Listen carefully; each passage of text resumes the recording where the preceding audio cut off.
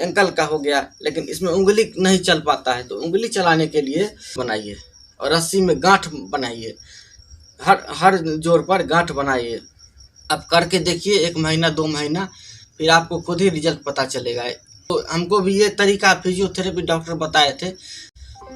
नमस्कार दोस्तों, कैसे हैं आप लोग? उम्मीद है कि आप लोग अच्छे होंगे, स्वस्थ होंगे और मस्त होंगे और बढ़िया से एक्सरसाइज कर रहे होंगे। तो दोस्तों, आज का जो हमारा टॉपिक है, पैर के पंजे के ऊपर। जो हमारा पैर ड्रॉप हो जाता है स्पाइन में इंजरी होने के कारण, स्पाइनल कॉर्ड दबने के कारण, कमर से नीचे, जैसे अगर मान लीजिए जिनका कमर में है या कमर से ऊपर भी है, तो किसी भी परिस्थिति में जो पैर पैरालाइज हो जाता है, जो हमारा पैर है वो बिल्कुल ही सेंसलेस हो जाता है। तो इस अवस्था में क्या होता है कि पंजा हमारा जो है सो एक तरह ऐसा हो जाता है जैसे कि ऐसा मुड़ जाता है, और ये उंगली सारा ऐसे कि देखिए जैसे हमारा उंगली अभी भी मुड़ा हुआ है, ये उंगली सब सट जाता है एक जैसा, जिसमें उंगली सट जाता है। तो एक्सरसाइज भी जो करते हैं उंगली हिलाने का, या मान लीजिए इसमें कपड़ा बांध करके भी करते हैं, तो उसमें उंगली इतना नहीं हिल पाता है।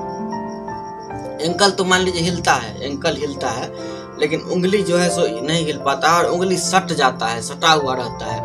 और हमको तो ऐसा लगता था कि जैसे मतलब ठंड में सिकुड़ जाता, ठंड में जो वो बहुत ज़्यादा ठंड लगता है तो उंगली कैसा हो जाता है, ठिठुर जाता है, इस टाइप का लगता है। और भारी रहता था, बहुत ज़्यादा भारी रहता था। तो तकिया के ऊपर 2 तकिया लगा करके हम पैर रखते थे, पैर को ऊपर करके, भारी के कारण और सूजन के कारण।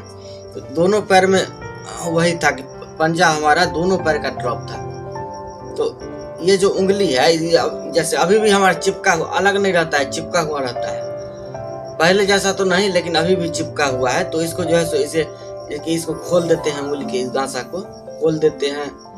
इसे पानी में ज़्यादा देर तक अगर मतलब पानी से गीला रह जाता है तो वहाँ पर इन्फेक्शन भी हो जाता है, खुजली होने लगता है, और सटा हुआ रहने के कारण दुर्गंध भी कभी कभी आने लगता है। तो इसको खोल करके इसको कपड़ा से साफ करते हैं, कॉटन से, और इसको कोशिश करते रहिए कि इसको इसमें कपड़ा डाल करके, या मान लीजिए जैसे कपड़ा है उसको, कपड़ा को बांट करके बना लीजिए। जैसे देखिए ये डोरी है हमारे पास, ये रस्सी है, तो इसको ऐसे करके बांट के बना देंगे और इसको इसमें फंसा देंगे। देख लीजिए इसमें फंसा देंगे।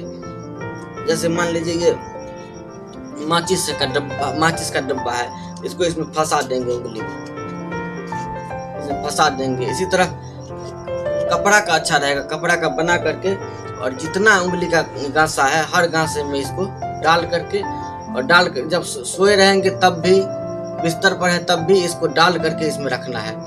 इससे क्या होगा कि उंगली फैला रहेगा, उंगली जो है सो फैला रहेगा, उंगली सट करके नहीं रहेगा। और एक्सरसाइज जैसे करते हैं हम एंकल का, तो ये तो अगर एंकल में ऐसे लगा लेंगे तो ये तो एंकल का एक्सरसाइज होगा, ये तो एंकल का हो गया, लेकिन इसमें उंगली नहीं चल पाता है। तो उंगली चलाने के लिए जो है सो इसी तरह का रस्सी बनाइए और रस्सी में गांठ बनाइए, हर जोर पर गांठ बनाइए, या अलग से गांठ बना करके रख लीजिए। 5 गांठ इसमें बनाते हैं, और अलग से मोटा मोटा गांठ बना करके रख लेना है।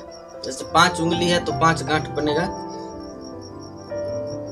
और सभी गांठ को क्या करना है, फंसाना है उंगली में। देखिए सभी को उंगली में फंसा देना है। ये गांठ निकलेगा नहीं, ये पकड़ करके रखेगा। सभी गांसा में हम फंसा दिए हैं, ठीक है।